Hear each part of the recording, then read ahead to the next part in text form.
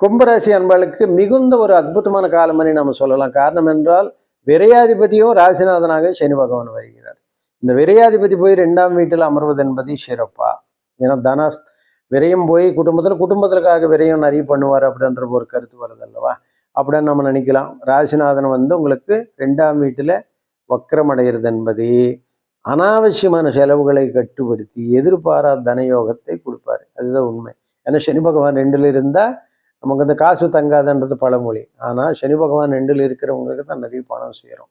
எவ்வளோ பணம் வேணா செலவு பண்ணுறதுக்கு பணம் வந்தால் தானே செலவு பண்ண முடியும். ஆக செலவு பண்ணுறதுக்கு உண்டாகின வழி இருக்கும்போது பாக்கியத்துக்கு உண்டாகின வழி நிச்சயமாக கொடுப்பார். ஆக 2ல் சனி வக்கரம் அடைகிறது என்பது எதிர்பாராத தன வரவு.